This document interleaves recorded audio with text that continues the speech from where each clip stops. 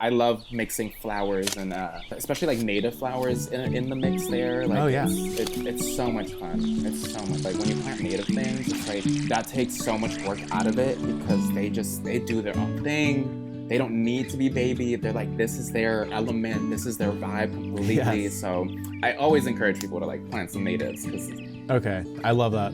one, it's great for the ecosystem, great for wildlife, but it's also like it'll really help take a load off from like having a baby get another plant. They do their own thing.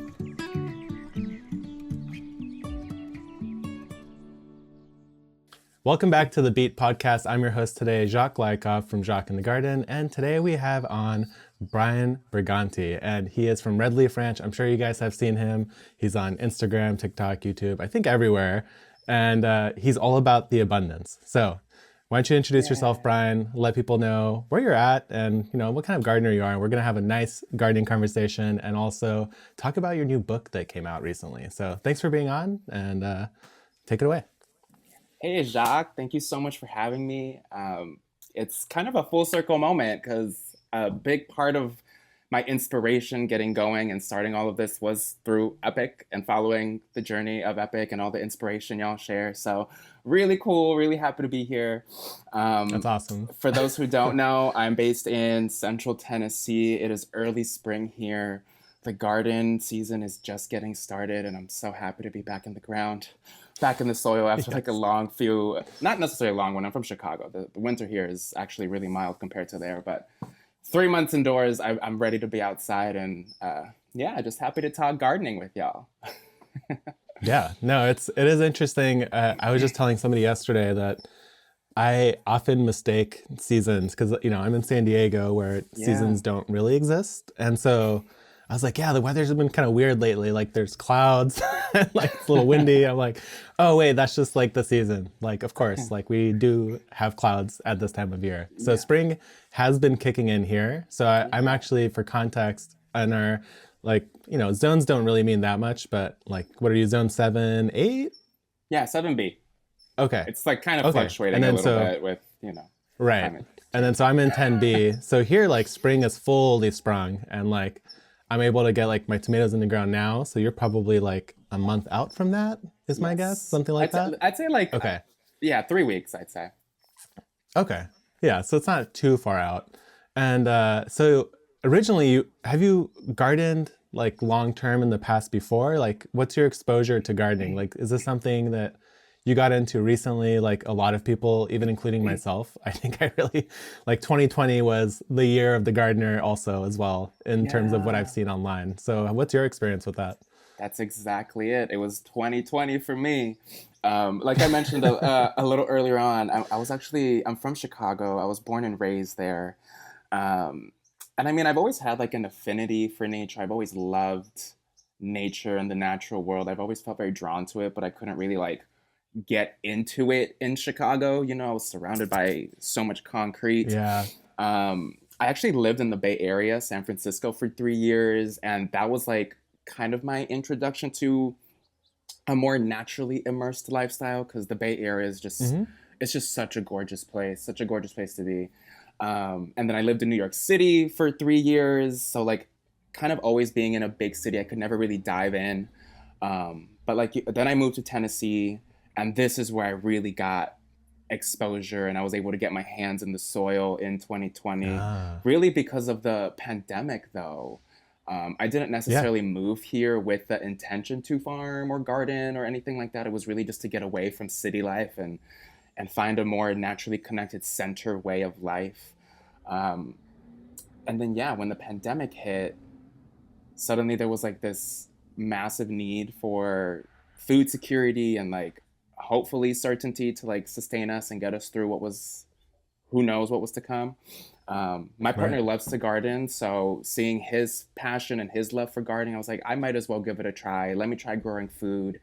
And that's when I broke ground for the first time. And I didn't really look back. It's funny. It kind of became my whole world. Yeah. It's actually kind of similar to me as during that time when, uncertainty is my partner, she bought a bunch of tomato plants, and it's like a joke that we have. Like, she bought 9 tomato plants and a few peppers, and then I became a gardener. So like, once she did that, and she's like, we need to grow some food just like in case. And then I just got so addicted to doing it, like just to being outside and like getting in the soil, and like I was like, who cares? Like, why do people hate weeds? Like, I love this. I'm out here pulling weeds, like making new garden space. It's like cathartic. It's like relaxing, and it feels like you're learning all the time, and in like a way that you're kind of like controlling, which is like also very satisfying. And actually thinking like, so when your background too, like you have photography in your background as well, right? So That's what I if was I remember pursuing correctly. that's what I was pursuing in New Yeah. York City. And that's why I went to San Francisco. I was studying photography. So Okay. yeah, very, And very that helps you different too, realm right? for me. For content creation, absolutely. Yeah. And I guess in a way, it like, yeah, I feel like everything I've done in my life has kind of led to where I am now. But photography and Yeah. being a creative in specifically, it kind of taught me how to like seek out the beauty in the world, Right. how to like I guess just like capture and see the world in a different light, and show people the world through your lens, I guess. So especially in terms of content creation, that was really nice. But when I started gardening, I was like, oh my gosh, like I've been taught to seek out the beauty in the world, but with gardening, you're literally cultivating it, you know? So it's like a Yes. completely different form of that level of creation that's been really, I'd say, a lot more fulfilling than anything I've ever done. And content creation just kind of on top of it, it's been like a beautiful marriage of both worlds, you know? It's been a lot of Yeah. fun. Yeah. It lets you really create your own vision, and like, and having that background too, I'm sure it's helpful because everyone sees the same stuff around us, but like being able to see like the thing that you're trying to see and like show that Yeah, has been also, I'm sure, very helpful in the way that you help teach people how to grow as well. Because I know yeah, that a big thing for you is the abundance, and I love it. It's yeah. so positive and fun, and it's all about like anything that you get from your garden does feel like abundance, right? It's like a gift Yes. every time you get anything out of it. And thinking back, even like flipping, I was able to flip through your book, and I even love the story of like kind of like your first garden bed where you had all these kale plants, and you were like, oh yes, I've got these kale plants, I'm going to plant them out, I'm going to put them all right next to each other, and like they're all cutely like holding hands in a sense, and they look great. And it's, I love that kind of Wasn't their story vibe because I though. feel like, no, I mean, they ultimately your story continues, and you're like, well, it ended up sitting like that for many weeks without growing, and then I learned like, oh, okay, like I have to respect the needs of the plants and Yes, give exactly. them more space and water and everything like that. But that kind of story is so great because I think a lot of gardeners, they do learn like that. Like that's how I learned too. Like you go out there and your garden is kind of like your lab. It's like an experimental place where you're figuring Yes. things out, and everywhere is a little bit different. And it's just great to see like you came into it, you initially had like that little pain point, but then you realize like it's not a pain point. It's like all about the growth and learning and expanding Absolutely. the garden.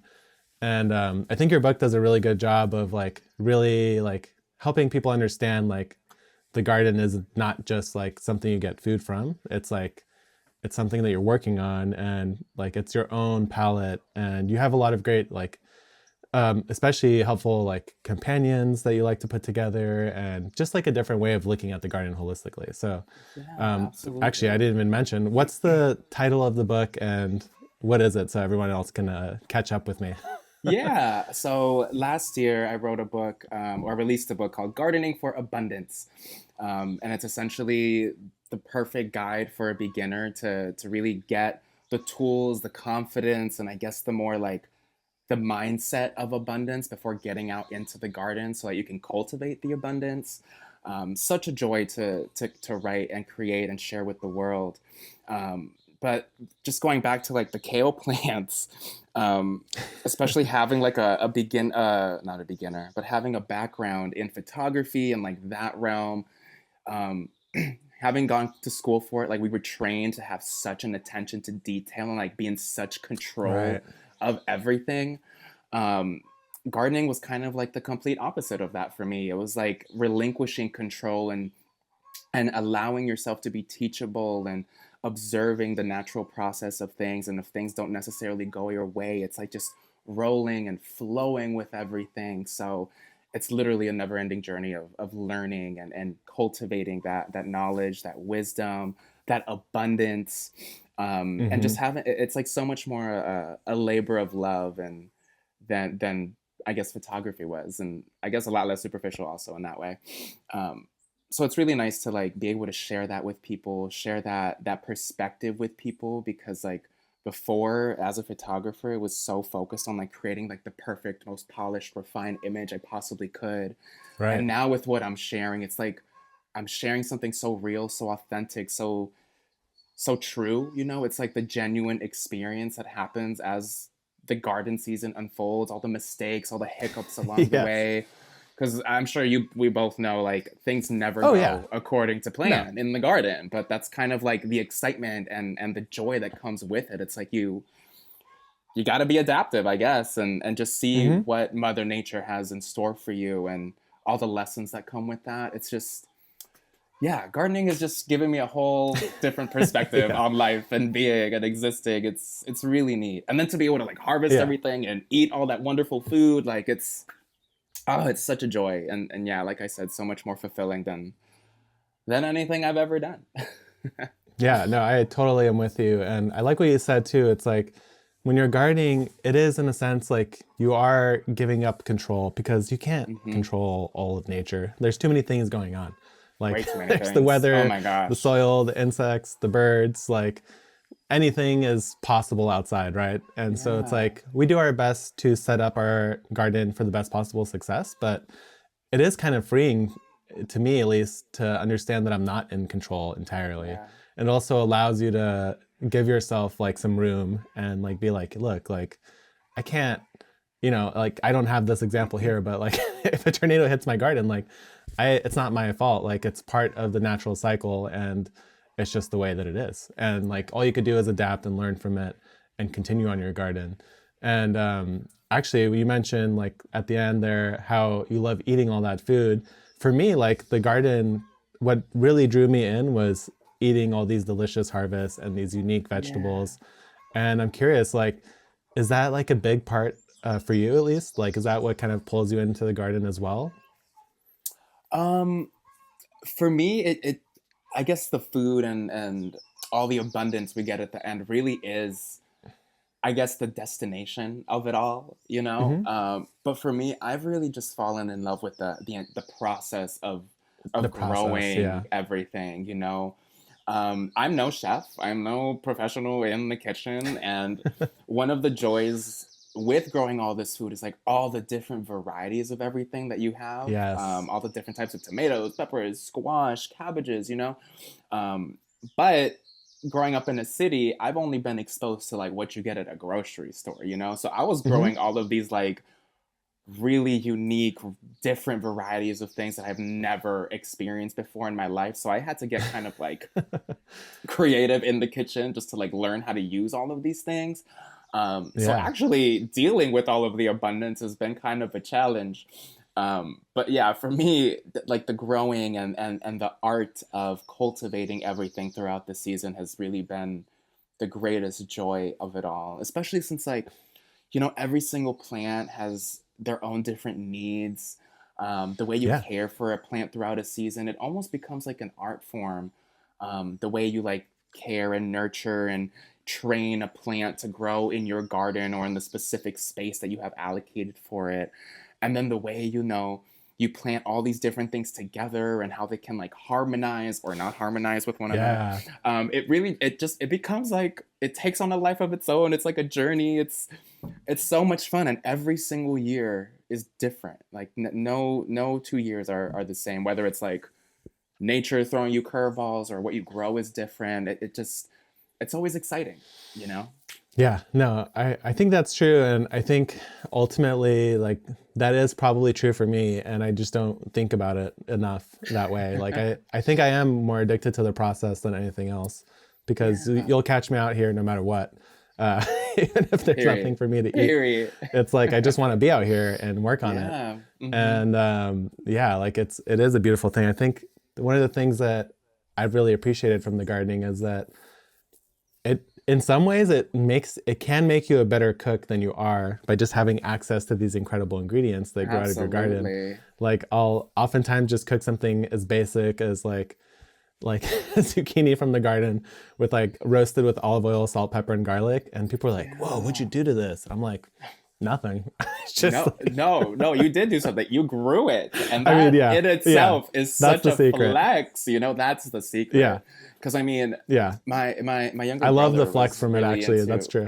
Right? It's like, oh, this is from my garden. I grew it. It's farm fresh, baby. It's fantastic flex, yeah. But I mean, like watching all these cooking shows, and my younger brother was pursuing the culinary arts for some time there. And like one of the most important things for chef is like getting that ingredient, getting that special fresh ingredient. That's like the most important thing that makes the meal, you know? The quality of your ingredient makes all the difference, you know? And I like that you said that literally all you do is like you drizzle some olive oil, some salt and pepper, and that's it. Like why even cook it, honestly? Like some things are great just right off the vine, like a tomato or like a fresh head of broccoli. Eat it raw, you know? But I think that's kind of been my way of like dealing with all the abundance, is like keep it simple.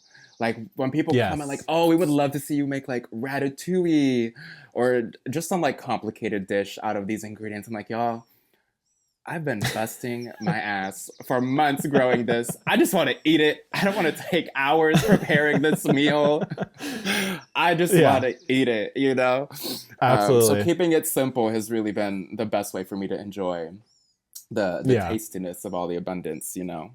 Today's episode of the podcast is brought to you by Fox Farm Soil and Fertilizer Company. Founded in the early 80s in Humboldt County, California, with a desire to create a soil that was not sterilized in any way. Today, their soils and fertilizers are used and loved by gardeners all around the world. One of my favorite soils from them is the Ocean Forest because it is a perennial mix that has a little bit of sandy loam added in, as well as bat guano and worm castings, pretty much everything your container plants need to thrive in their first few months. I generally plant all of my perennials like fruit trees using that Ocean Forest soil, and the plants absolutely love it. On top of that, they also have the strawberry field soil, which is fantastic for any fruiting plants like blackberries, blueberries, or strawberries. And all of my strawberries are planted in the strawberry fields, and they look incredible year after year. Go to foxfarm.com and use their store locator to pick some up today. And for added convenience, they're also available on Amazon. One of the other, I meant to ask you about this earlier, but one of the things that I've really enjoyed with the garden too is that I'll grow things that I have like some cultural connection to. Like, so my parents are from Bulgaria, so I always try to like grow some Bulgarian peppers or like Bulgarian tomatoes, whatever varieties I could find. And I know that you do like some cooking with your mom and stuff. Have you ever grown anything like specifically like to connect in that way? Yeah, absolutely. I mean, there's so many things that we grow that I've grown up eating, honestly, because my mom just always loved it. What I wish I could grow more tropical things because we're Colombian and Puerto Rican. Oh, okay, yeah. So like we can only grow so much. Like I wish I could grow plantains or rice even. I grow beans because that was a big part of our upbringing. But like plantains would be so cool to grow because I love. Have you tried growing gandules? Yeah, literally, it's just the ones that my mom gets at the market. I plant those. I'm like, Mom, like we grow our own gandules. Yeah, it's so cool. Yeah. One thing though that I can't get a hold on it. I can't grow it for the life of me. Actually, the only time I've grown it well was accidentally. Like it just, I guess, self-seeded in the garden and started growing. And I'm like, okay, I guess that's the secret. Cilantro. My mom loves cilantro, but for the life of me, if I intentionally try to grow it, it never works for me, and I don't know why. So seeing cilantro just like pop up randomly in the garden, I'm like, oh, my mom's gonna love this. I guess I'm so excited. Just that added joy. Frustrating, so we love our volunteers. Yeah, absolutely. It's funny because like the cilantro, like everyone loves to eat it like in the summertime when everything else is ready. But cilantro really doesn't seem to like the heat. No, like it really likes the shade and cool weather. No, and that's like probably that's why. I guess I never plant it early enough. Yeah, but yeah, it's always been like a funny thing like that. And then speaking of like, so your book Gardening with Abundance, I know in there you talk a little bit about some like your gardening methods as well. And I'm Hmm. curious, like, is there, I don't even know if I like this question because I wouldn't consider myself to be in a single camp, but is there like a particular like style of gardening that you like to do? Like a, not necessarily like dogmatically like no till or low till, or I don't know. Is there some way you would describe how you like to garden, I guess? Um, I personally, I've grown to love having the garden feel, I mean, we know how much work and curation really goes into the garden, especially like in the Yeah. beginning when you're planning things out and deciding what's going to be planted with what. But there comes that point in the season where things just get a little too much, a little too out of Yeah, like control. August. Yeah, it just gets too wild, and that's kind of my favorite point in the season where the garden just Oh kind of yeah. takes on the life of its own, and I'm like, I'm gonna let her do her thing. I've no, I've done my part in giving everything what it needs to like really thrive and succeed in the garden. So I just like let her do her thing. And I know I've also cultivated an ecosystem within the garden because I love Yeah. to do things as like harmonious with the natural world as possible. So I'm like, I've done my part as the composer to like orchestrate everything that's going on here, and I just kind of let the symphony play through the rest of the season. Because also at that Yeah. point, we tired. I can't imagine living in California and you not having seasons. And essentially, y'all can garden year round, right? Like y'all don't necessarily Yeah. stop. Um, It is so like it's a thing. yeah, yeah, It's hard. Like you don't really have a break either. Is like my weak excuse to make somebody feel better. Um, is that it is like nonstop. So like, like this 3 months that you mentioned of not being able to get out there, like I think that would be hard for me. And yeah. I do appreciate that I have it, but sometimes I'm like, damn, like it'd be nice to just leave and not worry about it. Yeah, Like in the because I middle of mean, summer, once, it feels yeah, like a like once baby. you start a garden, you're like you're really chained to it. It's like hard to leave because Yeah. everything kind of relies or depends on you, especially in the more like earlier tender months. But I've really grown. Like I mentioned earlier on, I'm from Chicago, so like for me, winter Hmm. was always this like daunting, terrible thing. Like, oh my God, 6 months of torture, essentially, like frigid, bone chilling cold. But now that I've become a gardener, I have such a deep love and appreciation for winter now. Given it's very mild here in Ah, Tennessee, yeah. it ain't nothing like Chicago. But because we do have a relatively long season here still. Like we're starting seeds in like January, February, Hmm. and the garden's going to like mid-November, so it's still pretty Okay. lengthy. That's a Um, good season. Yeah. yeah, yeah, it's still pretty lengthy. So you can imagine by the end of it, I'm so tired. I'm like, I gotta go out here and Yeah. harvest tomatoes again. Oh my God, this is like too much. Another squash. Oh my God, here we go. Oh yeah. But yeah, by Yeah. that point, like my body, my spirit is so ready for that break. And it's really taught me to like appreciate that downtime, those quiet months, those still months to like really just rest your spirit, understand and process everything that's happened in the season so that you can take Yes. that and like plan for a better, hopefully a better season of abundance. It's taking that time, especially to rest yourself, has become such a priority in my life. Probably one of the greatest lessons I've learned moving to the countryside and gardening, especially growing up in big cities and living in big cities my whole life. Like we didn't really Yeah. have the opportunity, or we didn't really prioritize stopping. We couldn't. We had to hustle and bustle all the time Yeah. It to never stops in the city. exactly, exactly. Yeah. So yeah, Yeah. winter There's a is lot such a of power in sweet that. spot, such a sweet spot in my heart again. Um, Yeah, yeah, and it is interesting because like for me actually like the fall and winter are they might be my favorite garden seasons. Because I struggle. I'm curious about if you've tried doing a fall, like a true fall or winter garden, um, because I could see like that it would be very exhausting to go through it, and especially where you are, like a very intense summer, and then be yeah, like, now I've got to start a whole nother thing, and yeah, like I could see that being a lot. But to me, yeah, I've always loved those seasons because things do slow down a lot. just because there's less sun, it's a little bit cooler, and I'm able to like grow my like broccoli and cabbages without constant attack and constant like, fear that they're going to just bolt at any moment.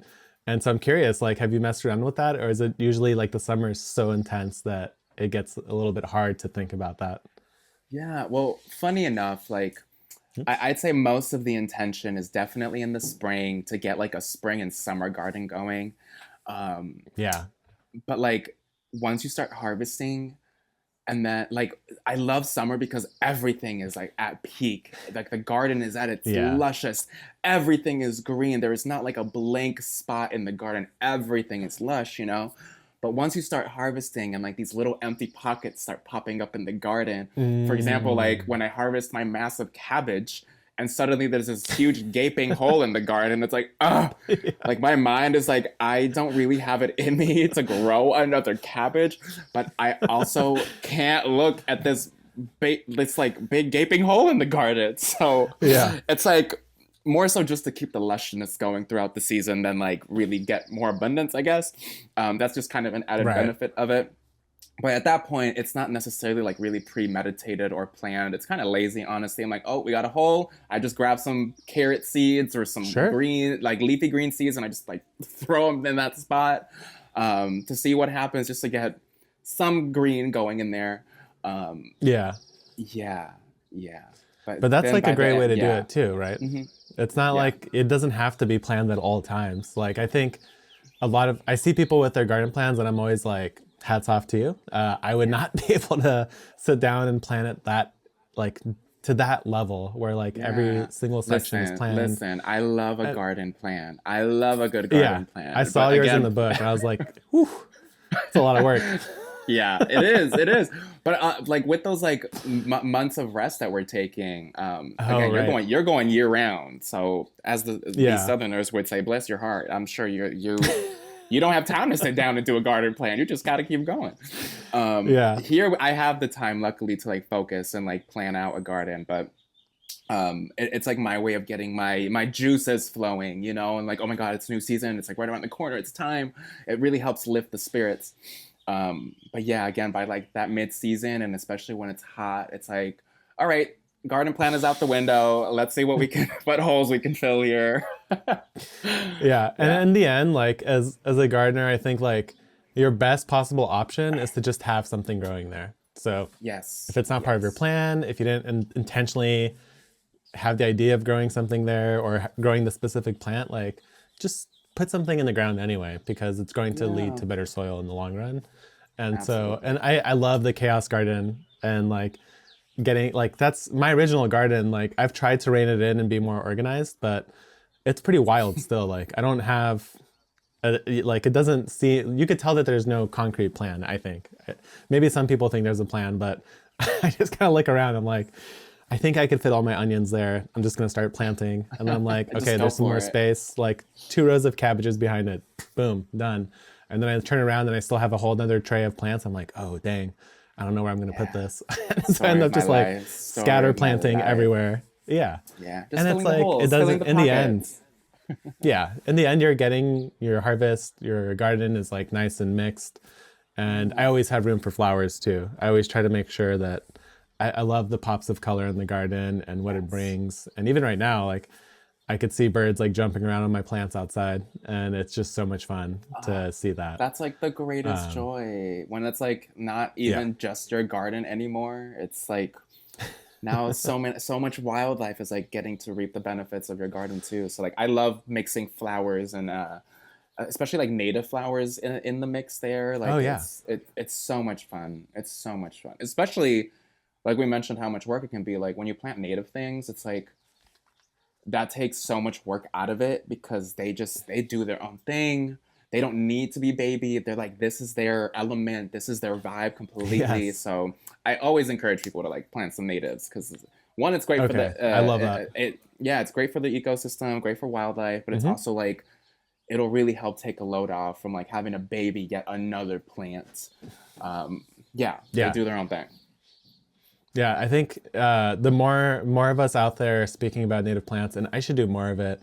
because I have a lot, and I mention it occasionally, but in my last like video, I was giving like tips for spring stuff. I was like, next tip is like plant a native plant and watch this. And I like dig a hole, put it in, I'm like, that's it. It's Like you so don't have to do easy. anything. It's literally Like so it wants to easy. live here. It wants to Yeah. be here. And like now it's Yeah. providing beauty. And the greatest thing too is like, if you think of like what a native plant is, it's like, it's a plant that grows in the area, and the area can have every single little microclimate that exists. Like, so my native gardens are all in the shady areas of my property where I can't grow vegetables anyway. Like, why leave that as empty space or some random shrubbery when I can find natives that tolerate shade, plant them there? Now I have this beautiful native garden full of life that I never have to touch, like really ever. Like if it's Beauty. really dry, the first year I'll have to water it, but like whatever, like it's an autopilot. Not even now. that And I much. think more It'll and more like people. it'll No. acclimate on its own. Like she is used to the Yeah. conditions of your area, you know? And yeah, Yes. beauty can grow literally anywhere. Grow anywhere. It Hmm. might not necessarily be veggies, but there's some things that can grow in shade, maybe some like leafy Yeah. greens or a Oh yeah. carrot or two, you know, like there's things that Yeah. can grow in shade. Like there's possibilities everywhere. Yes. Yes. And I think that's like part of getting that abundance, right? It's like you have your space, like that's a card that's been dealt. Like now you Mm-hmm. have your space, and it's figuring Yeah. out. And actually you do have a section in your book where you walk people through that. You're like, where's your space? Like how much light does it get? Like what's Yeah. your soil like? And planning it out. And no matter where you are, like you can get something. Like even Absolutely. if you can't grow like a watermelon, like I'm saying that because I never have enough space dedicated that's sunny that I could grow watermelons, and it makes me sad, but it's fine. I could grow so many other things, and that's totally great. And like okra for you probably does really well. Oh, Last year I crazy. tried growing Crazy. okra. Goes crazy. I I grow it every year, but like some years are warmer than others, and like last year was so pitiful. It would get like Oh. like one okra pod in like 4 days, and then by the time I get like a handful, like they start getting slimy. I'm like, I can't even get this. Oh. Oh. It's sad. Yeah. So we don't have Yeah. like that intense heat, which I also appreciate as a person, but Yeah. my okra would love it if it did get that intense heat. Yes, So, absolutely. like everyone Funny has enough, to work with what we have. exactly. Work with what you got.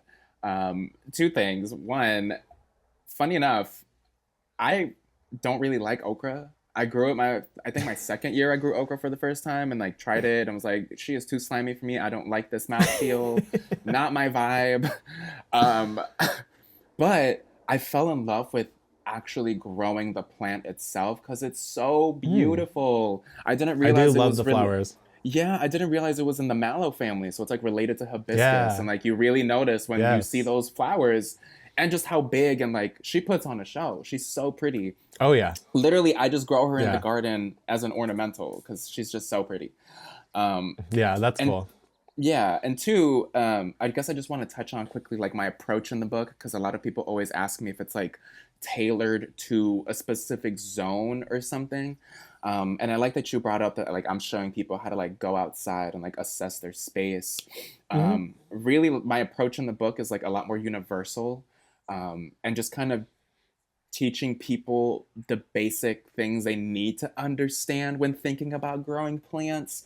And that can be literally tailored to like any specific climate or region that you're in. You know, I'm teaching you how to like look for the light. What kind of soil do you have, like you Yeah. mentioned? What water do you have available? What are your natives? What's the wildlife around you? Um, Things like that, just so they get those basic understandings, so that they have the tools essentially to like master their own unique conditions. Because even someone here, like I'm in zone 7B, I could have someone else in zone 7B, but have completely different conditions Oh yeah. than Totally like different. the zoning isn't like the concrete, like that's not what you should base everything off of, you know? Um, It's honestly very little information. Like it's not no, really the most useful thing at all. it's like the basic launching pad of what you Yeah. need to Yeah. know. But beyond Totally. that, there's like so many other things that go into growing, not necessarily just your climate. And I mean, with climate change, that's changing. Like Hmm. it's not even concrete or set in stone, you know? Uh, so I always urge people to like just understand what your specific unique conditions are and master those.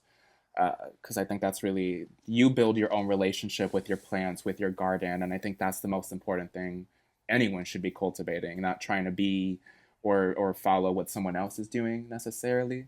Yeah. It's really got to be your own. And I actually think like it's kind of weird, but I feel like with so many of us, like people who educate in the gardening world, and a lot of us, like even myself or you, like we don't have professional backgrounds in cultivation or whatever, professional in gardening, horticulture. And I think it's actually really fantastic because so many people think like there's a set of rules, and you open this like book of rules and it's like, okay, if you're in San Diego zone 10B, you can only grow these things and you have to plant them right now. And as soon as like you really start doing stuff like that, you realize that that's not true at all. Like there's so many things that if I just followed like the basic rules that people wrote a long time ago based on something, I don't know what, I would have a very unsuccessful garden. I would feel very stressed and like limited by what I could grow. And by just throwing those rules out the window and experimenting in your own garden, be like, I do want to grow these things. Like I'll find a way to make it work. And like, it's just, I think it's like opened the door a lot. Oh wow, I just saw a hooded Oriole fly by. I haven't seen one in a while. Sorry. Oh wow, abundance. Yeah, the abundance is there for sure. But it's just like this thing where it's like, I think we're able to open the door to a lot of people who felt like they couldn't garden because it is like they thought it was intimidating or scary or like that there are a lot of rules.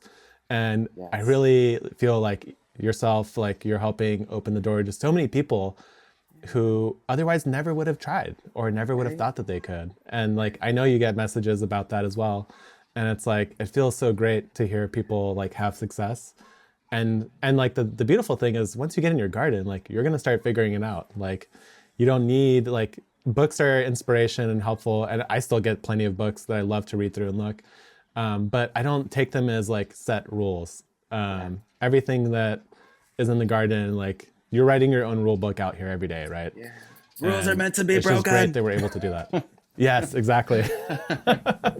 Yeah, I love that you say that. I'm so grateful that I did not go to school for this, because I feel like that would have beat the inspiration out of me. You know, I'm traumatized for my own education upbringing in Chicago and like the schooling system. I really don't think a traditional schooling is for everyone. I always urge people, like, I'm not the type of person that can just sit down and read for hours on end to like, and then absorb the information. I'm the type of person that probably has to read a page maybe 4 or 5 times before I can even process what I'm looking at. Yeah, sure. Just get out there and do it. Like I'm such a learn by practice type of person. Like I really think it is the best way to learn.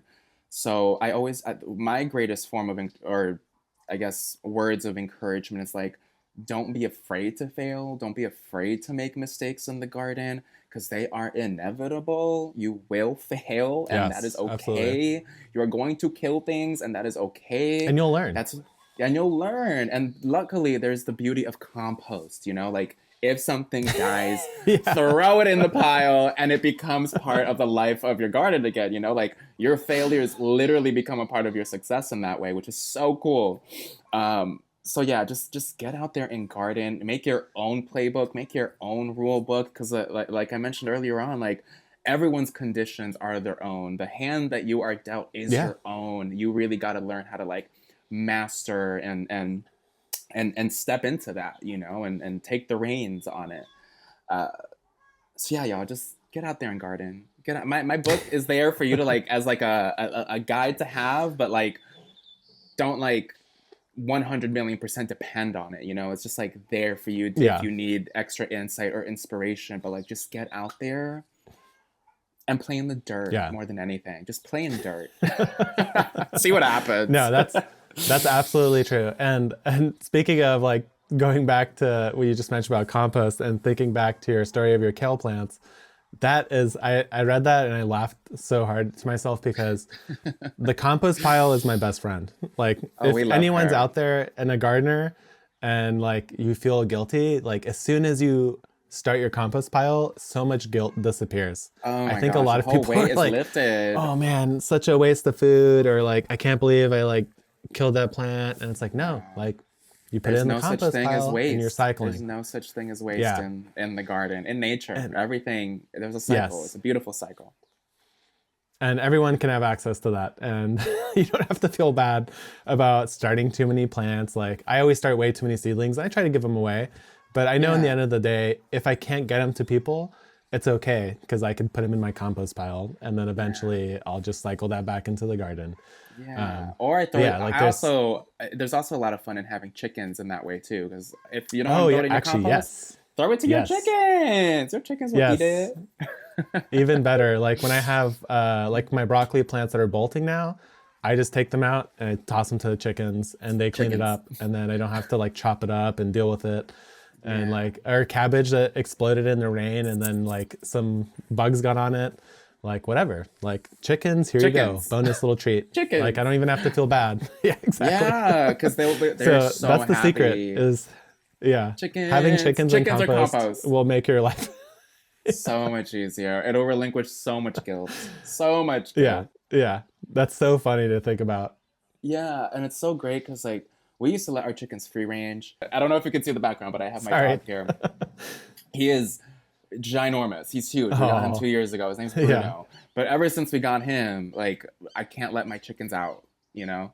Oh, I see. Unfortunately, he's a bit aggressive with them. He just can't control it. Yeah, yeah. But before that, we would let them free range, and like people always ask me like, "Why don't you just let your chickens out to like manage pests in the garden or this or that?" And I'm like, "Girl, they will not just. They will manage more not than just. They're gonna manage more than that. They'll manage your whole garden if you let them." Yeah, they're very destructive, you know. And my partner loves to Yes. garden too, and he has all these beautiful like floral ornamental gardens, and they would get in his gardens, and he would get so. I'm like, we're gonna have chicken for dinner if they keep getting in my garden. I'm like, oh no, we gotta keep. We're gonna. This is for your own safety. Stay in the run, please.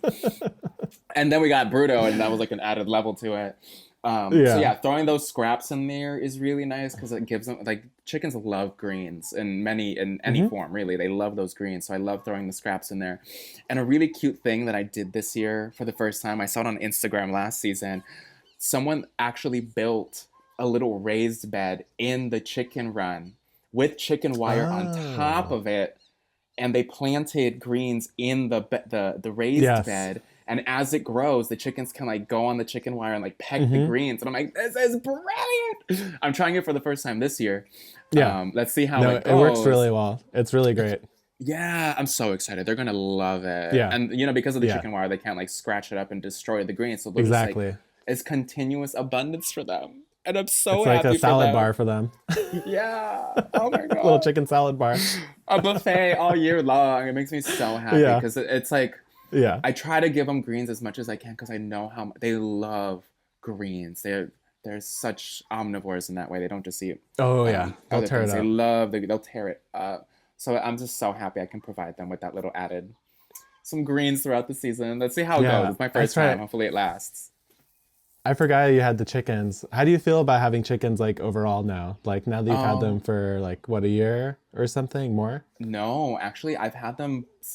Like, it was so funny in the beginning, like when I was doing my research on like starting a garden, they're like, start small, start like a little raised bed, don't overwhelm yourself. And I'm like, okay, build a 5,000 square foot garden. I built like 16 raised beds, and I also got chickens at the same time. I was like, let's just dive all the way in. Yeah, all at once. And I got like 30. We got chicks, and I got 30 chicks. 30? I'm like, 30. And I was like, how hard can it be? It wasn't necessarily a challenge. It was just like, wait, this is a lot. Like, it's a lot. These are a lot of mouths to feed, you know? I ended up selling and giving a lot of them away. Now we have 7, which is so much more. Okay. That's how much so we much have, more manageable. and it's like very manageable. Yeah, yeah. And now, like, in this economy, have you seen the price of eggs? It is so rewarding to get eggs every single day for my ladies, and it's great. I love having chickens. I actually rebuilt their chicken run this past winter, and now they're living in like this bougie little chicken palace, and now I have room to actually get more chickens. They all lay like creamy, peachy eggs, but I want to get some Americanas, or I think they're called Morans, like the ones that lay really dark brown eggs. Yeah. I want. Yeah, we have a Moran, and they're like a dark with like black speckles or something. Yeah, I want it. But my favorite are the Easter egger. They're like the teal colored egg. Yeah. And the yolks are bigger, and I'm here for the yolk first. I don't even care about the white. I love a good yolk. I love a good yolk. Funny enough, I got when my chickens went broody a few seasons ago, I actually ordered fertilized eggs online I'm like, they want to be mamas, let's let them be mamas. Yeah. Okay. So I got olive eggers and Americanas. None of the Americanas hatched, unfortunately.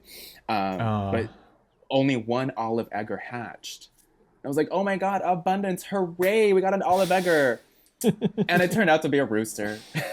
So I was like, can't even get green eggs, are you kidding me? And on top of it, the chickens, they didn't break the broodiness when he hatched, so they tried to unalive him. So I had to save him and raise him indoors. And we got this really special little bond. I named him Olive. We developed a really nice little bond until he hit that 16-week mark, and the testosterone started, flowing through his veins, and he turned into such an asshole. Violent. But hey, he became quite violent. But now he's in there. He's a really beautiful roux. And he does manage to fertilize the eggs, so we collect them as quickly as we can. But last season, I don't know if it was depression or just I was tired. I just didn't get out there to gather the eggs. And early spring hit, and I'm walking by the coop, and I hear cheep, cheep, cheep, cheep, cheep, cheep, cheep, cheep. And I'm like, oh no, it's been that long, Brian. Oh my God, we have babies. So I go out there, and there's two little chicks. And they actually broke the brood. It was two hens that were broody at once. No, I think three. Wow. 3 were broody at once. And all of them broke? And they all broke brood and started collectively raising these chickens. That's so adorable. These chicks. Unfortunately, one passed away. At that point, I was like, there's so much happening. I'm going to let nature run its course here. One of them, unfortunately, didn't make it. But one did. And lo and behold, it was a rooster again. I was like, what is it? I guess I attract all the roosters, There's another word I can throw in there, but I'm not going to. It's just, we had to give that one away because 2 roosters and one in a flock of 7, it just wouldn't work. So hopefully this year, I have the room. Still cool though. Yeah. Hopefully we get a hen that makes it. Or I'm just gonna, I might just source little chicks, little Moran or Americana chicks. That are already guaranteed. Yeah, but chickens, man, they're a whole, gardening aside, chickens are a whole world on their own. But it's such a joy. Yeah, it is a real joy. It's it is a little, they're very sensitive. And the fact that they can just pass away is the worst part. I know. I think about having chickens. Other than that, I really enjoy having them, especially with the recycling. But yeah, it is terrible to have to lose, because they're pets. To us, they're pets. They have names. We do love them. We're not just gonna get rid of them. So. But yeah, chickens are great, especially for dealing with my broccoli plants and my blown up cabbages, which they absolutely appreciate. And you get all the abundance of all the eggs. So much abundance, so much abundance. Well, Brian, thank you for coming on today. It was really fun chatting with you about abundance and gardening in our different areas and what we could learn from that. But the book is Gardening with Abundance, right? Gardening for Abundance. Honestly, the title is For Abundance, but you got to garden with it too. You got to garden with it. Yeah, it's got to be a part of you. Yeah, exactly. And great conversation. It was really fun. And definitely check out Ryan on Red Leaf Ranch everywhere. He posts a lot of videos, and it's always really fun to follow the journeys of your giant cabbage, Audrey, and Olive. Actually, do remember now. We got new Audreys in the ground. We got new Audreys in the ground. So stay tuned for more abundance this year. Thank you, Jacques. This was such a joy. Thanks for having me. Yeah. Absolutely. Thanks, Brian. And maybe we'll run into each other in real life at some point soon. Oh, But I hope so. if not, we'll chat again maybe. So, yeah. Yes. Bye. See ya.